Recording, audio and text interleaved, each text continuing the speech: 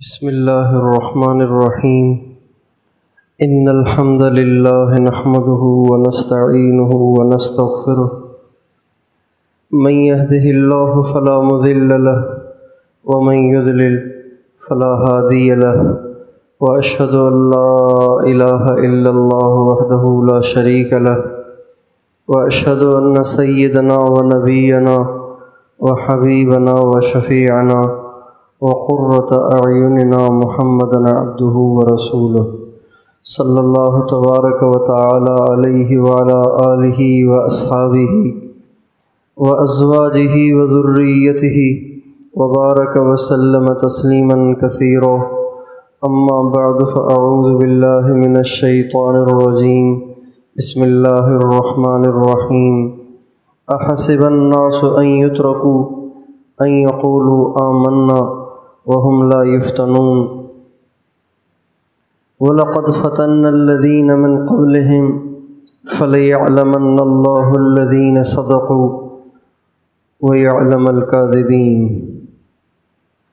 سبحان ربك رب العزة عما يصفون وسلام على المرسلين والحمد لله رب العالمين اللهم صل على سيدنا محمد وعلى آل سیدنا محمد وبارک وسلم۔ میرے محترم دوستو اور بھائیو، اللہ تعالیٰ کا یہ محض فضل اور احسان ہے کہ ہم مسلمان کہلاتے ہیں، مومن کہلاتے ہیں، لیکن ہمیشہ کسی چیز کا دعویٰ کافی نہیں ہوتا، بلکہ اس دعوے کے ثبوت چاہیے ہوتے ہیں، اس کے دلائل چاہیے ہوتے ہیں، اس کے پروف چاہیے ہوتے ہیں۔ ایک آدمی کسی عورت کی طرف اشارہ کرے اور کہے کہ یہ میری بیوی ہے، تو اس سے پروف مانگا جائے گا، نکاح نامہ مانگا جائے گا۔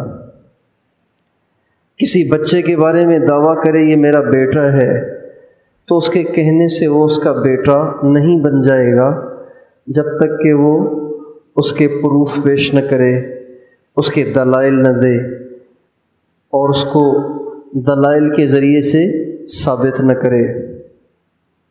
اللہ تعالیٰ نے سورہ عنکبوت کی پہلی آیتوں میں اسی بات کو فرمایا ہے، احسب الناس ان یترکوا ان یقولوا آمنا وهم لا یفتنون۔ اے دنیا بھر کے لوگوں، اے دنیا بھر کے مسلمانوں، کیا تم اپنے آپ کو مسلمان کہلا کر چھوٹ جاؤ گے؟ صرف اپنے آپ کو مسلمان کہلانے سے، اپنے آپ کو مسلمان ہونے کا دعویٰ کرنے سے، اپنے آپ کو مسلمان لکھوانے سے، کہلوانے سے چھوٹ جاؤ گے؟ ہرگز نہیں۔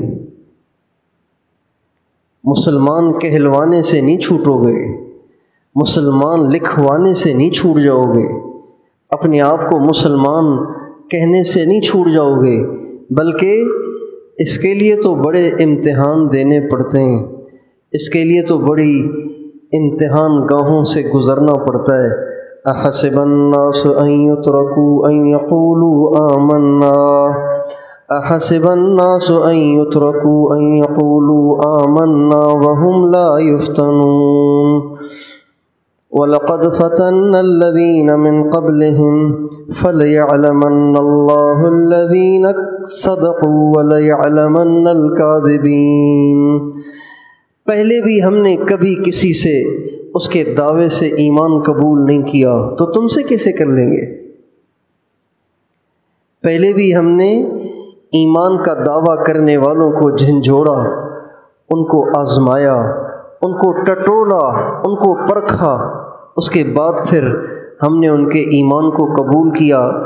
ہر دکاندار، آپ جب دکاندار کے پاس بڑا نوٹ لے کے جائیں گے نا، 5000 کا نوٹ لے کے جائیں گے، 5000 کا نوٹ لے کے جائیں گے تو وہ سودا سامان بھی دے گا، لیکن ایک دفعہ وہ یوں 5,000 کے نوٹ کو اٹھا کے چیک کرے گا، اس کو ذرا کھڑکھڑائے گا اور دیکھے گا کہ یہ سچا بھی ہے کہ نہیں، کھرا بھی ہے کہ نہیں، کہیں جعلی تو نہیں ہے۔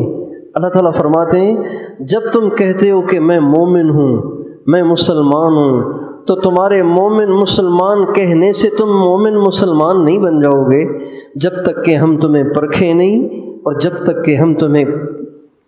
تک ہم تمہیں چیک نہ کریں تب تک تم ہمارے دفتر میں مسلمان شمار نہیں ہوتے۔ یعنی مسلمان ہونے کے لیے، مومن بننے کے لیے، اللہ کے ہاں مومن شمار ہونے کے لیے امتحان گاہ سے گزرنا ضروری ہے۔ ایک اسٹوڈنٹ کہتا ہے میں فلاں یونیورسٹی کا اسٹوڈنٹ ہوں، بھائی کارڈ دکھاؤ۔ جب ہم پڑھتے تھے تو اس وقت بسوں میں اسٹوڈنٹس کے لیے کنسیشن ہوتا تھا، ان سے آدھا کرایہ لیتے تھے، آدھا کرایہ، پتہ نہیں اب ہے کہ نہیں، آدھا کرایہ لیتے تھے، اسٹوڈنٹ کا کرایہ آدھا۔ جب وہ کہتا تھا نا ایک نوجوان لڑکا بھائی وہ آدھا کرایہ دیتا تو فوراً کنڈکٹر اس سے پوچھتا تھا کارڈ دکھاؤ، اگر کارڈ ہے تو پھر یہ اسٹوڈنٹ ہے، کارڈ نہیں ہے تو یہ اسٹوڈنٹ نہیں ہے۔ پھر ہم مدرسے میں داخل ہوئے تو مدرسے میں داخل ہونے کے بعد پھر یہ ریلوے اسٹیشن والے کارڈ مانگتے تھے، آدھا کرایہ دینے کے لیے کارڈ مانگتے تھے، تو کارڈ دکھائے بغیر وہ کسی کو اسٹوڈنٹ تسلیم نہیں کرتے تھے، حالانکہ وہ اسٹوڈنٹ ہوتا تھا۔ اللہ تعالیٰ فرماتے ہیں میں تمہارے ایمان کو قبول نہیں کروں گا، پہلے تمہیں چیک کروں گا کہ تم سچے بھی ہو یا اوپر سے کہہ رہے ہو۔ چنانچہ اللہ تعالیٰ نے حضرات صحابہ کرام کو چیک کیا، مختلف آزمائشوں سے ان کو گزارا، مختلف آزمائشوں سے ان کو گزارا، مختلف آزمائشوں سے ان کو گزارا۔ جب ان آزمائشوں سے گزر گئے تو اب اللہ نے کہا اولئک هم الصادقون، اولئک هم المؤمنون حقا، اولئک هم المتقون، یہ بڑے پکے ایمان والے ہیں، ہم نے ان کو چیک کر لیا ہے۔ آج عمومی طور پر ایمان کا دعویٰ تو ہے، اسلام کا دعویٰ تو ہے، لیکن ایمان جس درجے کا ہونا چاہیے اس درجے سے ہمیں محرومی ہے۔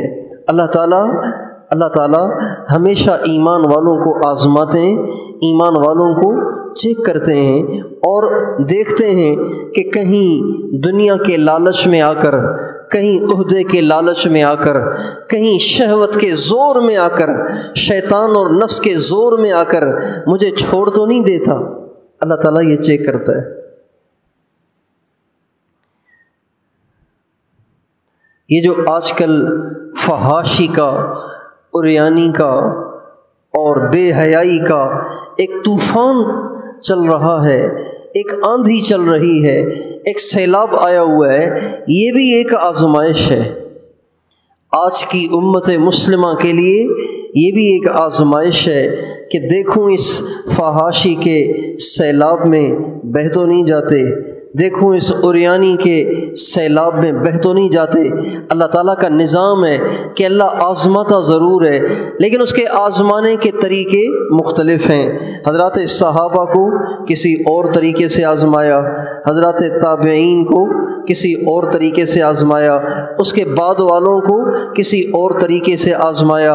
آج کے دور کے ایمان والوں کو اللہ تعالیٰ موبائل کے ذریعے سے آزما رہا ہے، فحاشی کے ذریعے آزما رہا ہے، سوشل میڈیا کے ذریعے آزما رہا ہے، عریانی کے ذریعے آزما رہا ہے۔ ساری دنیا کی کافر عورتیں ننگی ہو کر امت مسلمہ کے ایمان کو آزما رہی ہیں کہ کتنا ان میں ایمان ہے، آیا یہ اس فحاشی اور عریانی کے لٹو تو نہیں ہو جاتے۔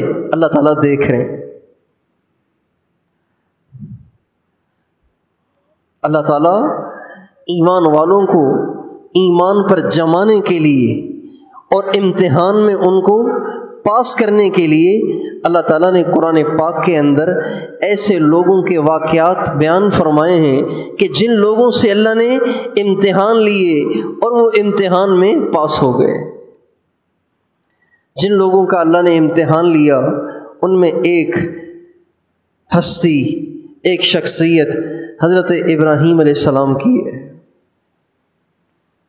اللہ تعالیٰ فرماتے ہیں وَإِذِ ابْتَلَىٰ إِبْرَاهِيمَ رَبُّهُ بِكَلِمَاتٍ فَأَتَمَّهُنَّ، یاد کرو اس وقت کو جب ابراہیم کو بھی ہم چیک کرتے رہے، ابراہیم کو بھی ہم جھنجھوڑتے رہے، ابراہیم کو بھی ہم امتحانوں آزمائشوں سے گزارتے رہے، اور ایسی ایسی آزمائشیں کہ ہم اور آپ تو اس کا تصور بھی نہیں کر سکتے۔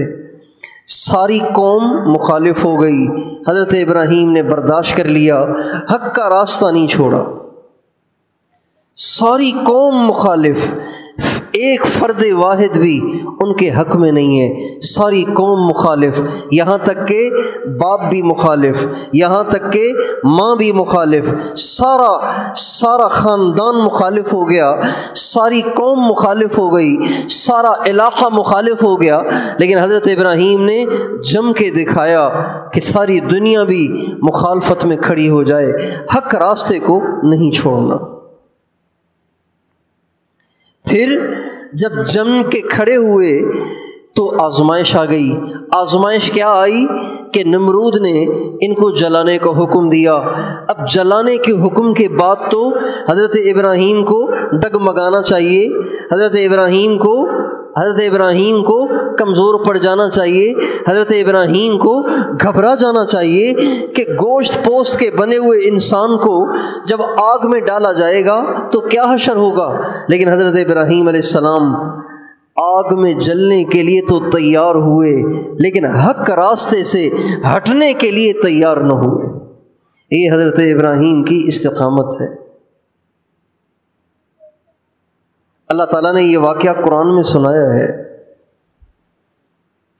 پھر اپنی اہلیہ کو لے کر، اپنے بھتیجے حضرت لوط علیہ السلام کو لے کر بستی کو چھوڑ کر، اپنے ماں باپ کو الوداع کر کے، اپنی قوم خاندان کو الوداع کر کے اپنے وطن ہی کو چھوڑ کے چل دیے۔ وطن کی قربانی، خاندان کی قربانی، علاقے کی قربانی، رشتہ داروں دوستوں یاروں کی قربانی، ساری قربانیاں دے کر، جان کی بھی قربانی دے کر وہاں سے چل دیے۔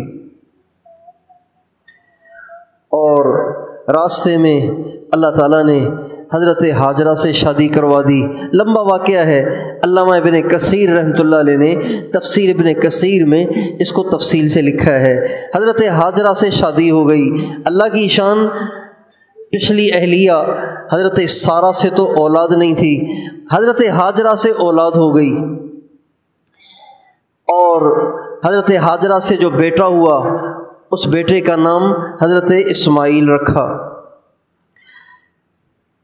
ابھی حضرت اسماعیل دودھ پی رہے ہیں، حضرت اسماعیل دودھ پی رہے ہیں، تو اللہ تعالیٰ کا حکم ہوا کہ آپ اپنی بیوی کو بھی لیں، اپنے بیٹے کو بھی لیں، اور ان کو رہتے تھے فلسطین میں، اور فلسطین دنیا کا خوبصورت ترین علاقہ ہے، سرسبز و شاداب، ہرے بھرے پہاڑ، ٹھنڈا موسم، اور ایسا خوبصورت علاقہ۔ وہاں سے اٹھاؤ اور چلتے رہو چلتے رہو چلتے رہو، جہاں حضرت جبریل کہیں وہاں اپنی بیوی کو بھی چھوڑاؤ، اپنے بچے کو بھی چھوڑاؤ۔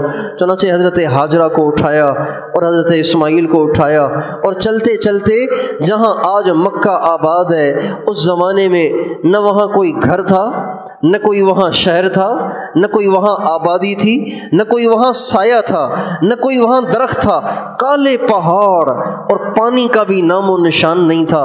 اللہ تعالیٰ کا حکم ہوا یہاں اپنی بیوی کو بھی چھوڑ دو، دودھ پیتے بچے کو بھی چھوڑ دو۔ ابراہیم علیہ السلام نے یہ نہیں کہا اللہ میاں تھوڑا سا آگے چل کر کوئی آبادی دیکھ لیتے ہیں وہاں چھوڑ دیتے ہیں، لیکن اللہ چونکہ چیک کر رہے تھے، آزما رہے تھے، ابراہیم علیہ السلام اس آزمائش میں پورے اترے اور بیوی کو بھی چھوڑ آئے اور بچے کو بھی چھوڑ آئے۔ 6 برس یا 5 برس کا جب بیٹا حضرت اسماعیل کچھ بڑا ہوا، اللہ تعالیٰ کی طرف سے حکم ہوا اب تم جاؤ، بیوی کو بھی دیکھ آؤ، بیٹے کو بھی دیکھ آؤ، لیکن ایسے ہی واپس نہ آ جانا، بلکہ وہ بچہ جو تمہیں بہت یاد آتا ہے اس کے گلے پہ چھری بھی پھیر کے آ جاؤ۔ حضرت ابراہیم نے اس پہ بھی اف تک نہیں کہا، بلکہ آئے، بیوی کو کہا بچے کو تیار کرو، میں نے اس کو دوست سے ملوانا ہے۔ چنانچہ بیوی نے بچے کو تیار کر لیا۔ اب بچہ بڑا خوش اپنے باپ کی انگلی میں انگلی ڈالے گھومنے جا رہا ہے، دوست سے ملنے جا رہا ہے، اس لیے کہ اس سے پہلے کبھی باپ کی اتنی رفاقت بچے کو نصیب ہی نہیں ہوئی تھی۔ بچے نے تنہائی کی زندگی گزاری تھی، اکیلی ماں کی گود میں زندگی گزاری تھی۔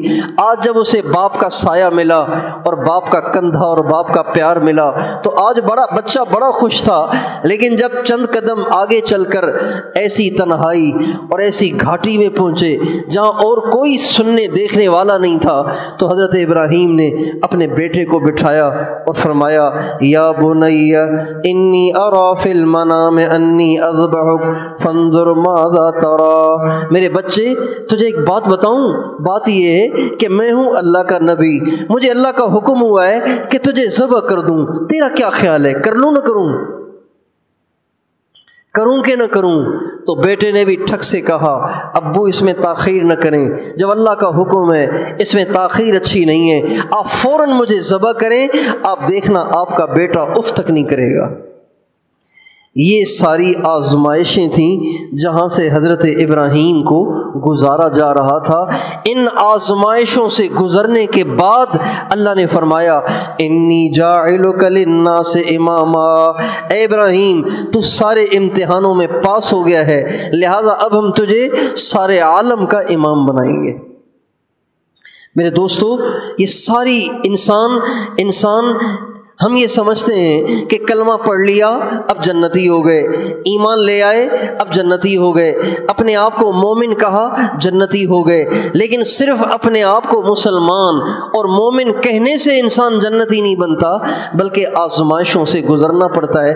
جب انسان اپنی چاہتوں کو قربان کرتا ہے، اپنی چاہتوں پہ چھریاں پھیرتا ہے، اپنے نفس کو پامال کرتا ہے، اپنے آپ کو اللہ کی نافرمانی سے بچاتا ہے، تو پھر کہیں جا کر اللہ کے ہاں وہ مومن بنتا ہے۔ اس وقت ہم جس دور میں چل رہے ہیں ہر طرف آزمائشیں ہی آزمائشیں، فتنے ہی فتنے، فتنہ آزمائش کو کہتے ہیں، فتنہ آزمائش کو کہتے ہیں۔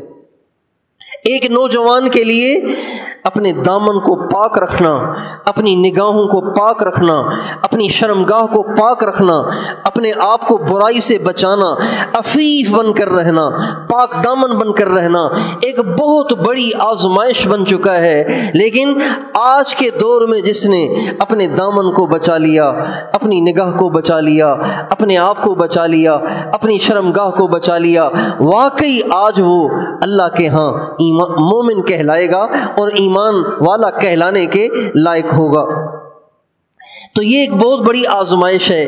یہ جو لوگ دفتروں میں کام کرتے ہیں، چھوٹے ملازمین ہیں، ان کے اوپر بڑے بڑے افسر بیٹھے ہوئے ہیں، ان کے لیے بہت بڑی آزمائش ہے کہ اکثر بڑے افسر کہتے ہیں بھائی ساتھ چلنا ہے تو کھاؤ بھی اور کھلاؤ بھی، اگر کھانا کھلانا نہیں ہے تو پھر کوئی اور راستہ اختیار کرو، ورنہ اتنا تجھے تنگ کریں گے کہ تیرا جینا دشوار کر دیں گے۔ اب ایک چھوٹے سے ملازم کے لیے ایک دفتر میں کام کرنا اتنا مشکل ہو گیا ہے، اتنی بڑی آزمائش بن گیا ہے کہ چل ہی نہیں پاتا۔ ایک عام سے انسان کے لیے جھوٹ کے بغیر کاروبار کرنا، دھوکے کے بغیر کاروبار کرنا، یہ ایک بہت بڑی آزمائش بن گیا ہے۔ اللہ تعالیٰ فرماتے ہیں ان آزمائشوں سے گزر جاؤ گے تو میری نظر میں مومن بنو گے۔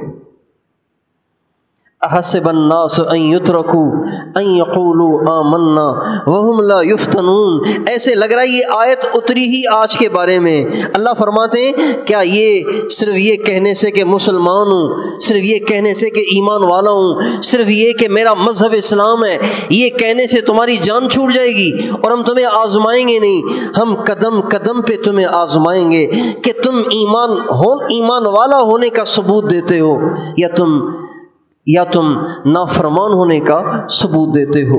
اس لیے بھائیو، ہمیں اور آپ کو ہر وقت اس بات کی فکر رہنی چاہیے کہ ہر آزمائش میں پاس ہو جاؤں، ہر آزمائش میں کامیاب ہو جاؤں، اللہ کی کوئی نافرمانی کا مجھ سے ارتکاب نہ ہو۔ کوشش کریں گے انشاءاللہ۔ ہمارے نبی کا ارشاد ہے، دو باتیں ہیں جن کی آپ سے درخواست ہے۔ ایک تو ہمارے نبی کا ارشاد ہے، حضرت علی رضی اللہ عنہ فرماتے ہیں کہ نبی کریم صلی اللہ علیہ وسلم کا ارشاد ہے، جو جمعے کے دن سورہ کہف پڑھے گا، جمعے کے دن سورہ کہف پڑھے گا، 8 دن تک ہر فتنے سے محفوظ رہے گا، 8 دن تک۔ پھر آگے فرماتے ہیں، اگر ان 8 دنوں میں دجال کا فتنہ بھی ظاہر ہو گیا، اللہ تعالیٰ اس پڑھنے والے کو اس سے بھی بچائیں گے۔ جو لوگ یہ چاہتے ہیں کہ موجودہ فتنوں سے اللہ تعالیٰ ان کی حفاظت کرے، موجودہ فتنوں سے گرفتار نہ ہوں، سوشل میڈیا کے فتنے سے بچیں، فحاشی کے فتنے سے بچیں، اور عریانی کے فتنے سے بچیں، کرپشن کے فتنے سے بچیں، بددیانتی کے فتنے سے بچیں، اور دجال کے فتنے سے بچیں، اور عشق مجازی کے فتنے سے بچیں۔ یہ بھی ایک عام فتنہ ہے۔ کوئی لڑکے کی محبت میں گرفتار ہے، کوئی لڑکی کی محبت میں گرفتار ہے، کوئی عورت مرد کی محبت میں گرفتار ہے، کوئی مرد عورت کی محبت میں گرفتار ہے۔ عام وبا یہ چل پڑی ہے۔ جو یہ چاہتا ہے کہ ہر فتنے سے اس کی حفاظت ہو تو جمعے کے دن سورہ کہف پڑھ لیا کرے۔ ہمارے نبی نے گارنٹی دی ہے کہ جمعے کے دن سورہ کہف پڑھنے والا 8 دن تک ہر فتنے سے محفوظ رہے گا۔ اور یہاں تک فرمایا، اگر ان 8 دنوں میں دجال بھی ظاہر ہو گیا تو اللہ تعالیٰ اس سورہ کہف پڑھنے والے کو دجال کے فتنے سے بھی بچائیں گے۔ یہ جو چھوٹے چھوٹے فتنے ہیں نا، جو آج کل میرے اور آپ کے زمانے میں چل رہے ہیں، فحاشی، عریانی، سوشل میڈیا، ننگی فلمیں، ننگی تصویریں، کرپشن، جھوٹ، بددیانتی، دھوکہ، اور ایسے ایمان کے ڈاکو جو اسکالر بنے ہوئے ہیں اور وہ لوگوں کے ایمان پہ ڈاکے ڈال رہے ہیں، اور وہ اپنے آپ کو بڑا علامہ ظاہر کر رہے ہیں۔ یہ سب فتنے ہیں۔ ان سارے فتنوں سے بچنے کا آسان علاج یہ ہے کہ ہم ہر جمعے کو سورہ کہف پابندی سے پڑھا کریں، خود بھی پڑھیں، اپنے بچوں کو کہیں، اپنی عورتوں کو کہیں، اپنے گھر میں اس کا ماحول بنائیں کہ ہر جمعے کے دن سارا گھر، مرد، عورتیں، چھوٹے بڑے، سب کے سب سورہ کہف پڑھا کریں۔ اہتمام فرمائیں گے انشاءاللہ۔ 15 منٹ لگیں گے زیادہ سے زیادہ سورہ کہف پڑھنے میں، لیکن اللہ کے نبی کی گارنٹی ہے کہ تمہارا ایمان بچ جائے گا، کسی فتنے میں تم مبتلا نہیں ہوگے۔ ایک بات تو یہ ہے۔ دوسری بات یہ ہے کہ ہمارے نبی نے فرمایا، جو آدمی جمعے کے دن عصر کی نماز کے بعد 80 دفعہ یہ درود شریف پڑھے گا، اللہم صلی علی سیدنا محمد النبی الامی وعلی آلہ وسلم تسلیما، 80 دفعہ جو آدمی جمعے کے دن عصر کی نماز کے بعد یہ درود پڑھے گا، ہمارے نبی کا ارشاد ہے اللہ تعالیٰ اس کے 80 برس کے گناہوں کو معاف کر دیں گے، 80 سال کے گناہوں کو معاف کر دیں گے۔ اس کا بھی ہر مسجد میں، ہر گھر میں اہتمام ہونا چاہیے۔ اپنی ماؤں کو بتائیں، اپنی بیویوں کو بتائیں، اپنی بہنوں کو بتائیں، اپنے بچوں کو یہ درود یاد کرائیں، اپنے بوڑھوں کو یہ درود یاد کرائیں۔ ہر ایک اس کا اہتمام کرے، ہر مسجد میں اس کا اہتمام ہو۔ ہر مسجد کا امام عصر کی نماز کا سلام پھیرتے ہی سارے مجمع سے کہے، بھائی عصر کی نماز کے بعد ہمارے نبی کا ارشاد ہے جو یہ درود 80 دفعہ پڑھے گا، اللہ تعالیٰ اس کے 80 سال کے گناہ معاف فرمائیں گے۔ یہ دیوار پہ درود لگا ہوا ہے، آپ دیکھ کے پڑھ لیں۔ ہر مسجد کا امام اپنی مسجد کی دیواروں پہ یہ درود لگائے اور پھر مقتدیوں سے کہے کہ یہ درود لگا ہوا ہے، آپ یہ 80 دفعہ پڑھ لیں۔ ان دو باتوں کا ہم اور آپ اہتمام کریں. سورہ کہف میں کبھی ناغہ نہ کریں. سورہ کہف خود بھی پڑھیں، اپنے بچوں کو، عورتوں کو، مردوں کو، سب کو پڑھائیں. اور اس وقت ساری دنیا میں جتنے فتنے آئے ہوئے ہیں، یہ سارے فتنے دجال کی تیاری ہے. دیکھیں، جب کسی زمین میں کاشتکاری کرنی ہو تو ایک دم سے جا کے اس میں بیج نہیں ڈالتے، بلکہ پہلے اس کو تیار کیا جاتا ہے، ہل چلایا جاتا ہے، اس کی جھاڑیاں کاٹی جاتی ہیں، اس میں اگر پہلے سے کچھ لگا ہوا ہو وہ نکالا جاتا ہے، پھر اس کے بعد ہل چلایا جاتا ہے. جب وہ اس کاشتکاری کے قابل ہو جاتی ہے پھر جا کے اس میں بیج ڈالا جاتا ہے. بالکل اسی طرح سے میں آج سے 10 15 20 برس پہلے سوچتا تھا، دجال، بزرگوں سے سنتے تھے کہ دجال کا زمانہ قریب ہے، تو میں سوچتا تھا دجال ان لوگوں کو کیسے مرتد کرے گا. ماشاءاللہ یہ نمازی ہیں اور یہ اذان سن کے اذان کا جواب دیتے ہیں، اور یہ اسکولوں میں بھی اسلامیات پڑھائی جاتی ہے، کالجوں میں بھی اسلامیات پڑھائی جاتی ہے، اور اس میں بھی عربی کی کلاس ہوتی ہے، اور یہ مدرسوں والے تو سارا ہی دن قرآن حدیث پڑھتے رہتے ہیں. تو ایسے مسلمانوں کو دجال کیسے مرتد کرے گا؟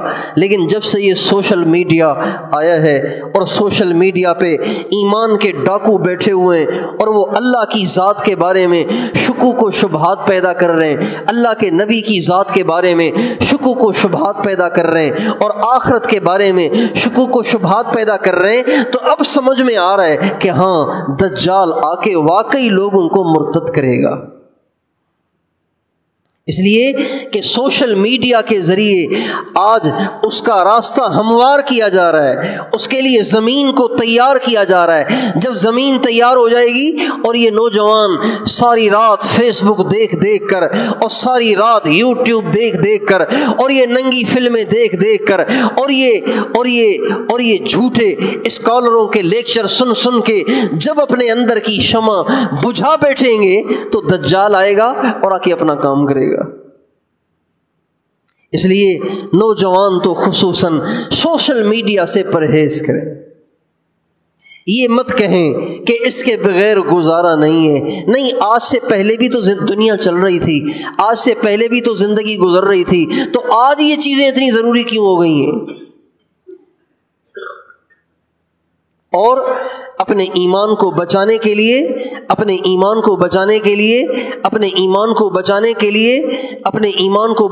لیے ایک تو تبلیغ کی محنت کے ساتھ اپنا جوڑ رکھیں، اپنا تعلق رکھیں.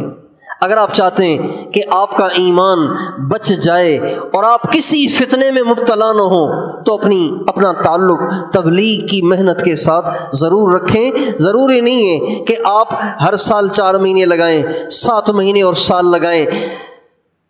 اپنا تعلق رکھیں، چاہے مہینے کے 3 دن ہی لگائیں، چاہے جمعرات کو تبلیغی مرکز ہی میں چلے جایا کریں، چاہے اپنے محلے کے گشت میں شرکت کر لیا کریں. کسی نہ کسی درجے میں تبلیغ کے کام کے ساتھ آپ جڑیں گے، اللہ تعالیٰ آپ کے ایمان کی حفاظت کرے گا. اور دوسری بات یہ کہ جتنے اہل حق علماء ہیں، اہل